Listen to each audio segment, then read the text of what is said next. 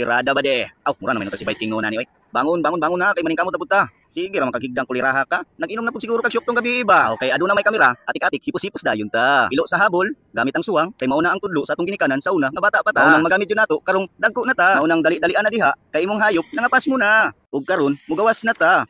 Good morning mga mingkay. Nindot jud kayo ni mga iringa, kay laylay kulor ilang mata. Ug ato na pong suoton ang atong chinilas nga si Bumblebee. Unang buhaton, maniligsa ta sa atong panimalay, kay maunay tudlo sa atong mga nanay. Atik-atik ra jud ka, kaya doon na may kamera. Ug karon, ato na pong pakanon, atong mga manok, ug ania mga ka-farmers na atay breeding diri. Halanok, tiranok, banatinok, tudunok para makaitlog na tanong. Ay naman tagpakaon sa atong mga manok. Ingon ni mama, mga pisa daw ta bago ta mo adto sa atong area. Hala, dali og timpla. Nagdugay-dugay ra jud kang kurimawa ka. Mga pinaytan ninyo mga ka-farmers. Ah, grabe, number 4 pa. Mura wag puti kayo pa. Ah, naapay buhok sa kurimaw oh. Magrabing kalkaga. Naunsa naman ka? Mura naman kag napasagdan kang buanga ka. Hala, hala, sige na, pagdali na. Kay mo ang mga hayop, ipanggutom na. Ug karon, moabanti na ta mga ka-farmers. Kaya ang atong hayop ito, napas mo na. Napay akong mama nagsilig-silig ra. Mura jud. Ug karon ka-farmers, nanata sa dalan, nagvideo-video lang gyapon ta. Bisan og nagkalisod-lisod na. Pero padayon lang gyapon ta. Kay basig pohon, dagana og suporta. Ug karon mga ka-farmers, naabot na ta diri sa area. Ug atong tan-awon mga ka-farmers, ug nangaunsa na ni sila. Tanawara, nag-atang raman day sila. Oh, ani ana. Good morning mga kapigis. Tanawa mga ka-farmers oh. Bulingit na pud kayo sila, murag diwat sa tagiya. Hala ka no. Karon mga ka-farmers, kay nakita na ako nga gigutom na jud sila. Muning ako na lang silang gitagaan dayon. Hala, sige dik, kaon na mo dik para dali na mo managko dik. Dali abo din tawag takos diyang kurimawa ka kay imong mga baboy tanawa.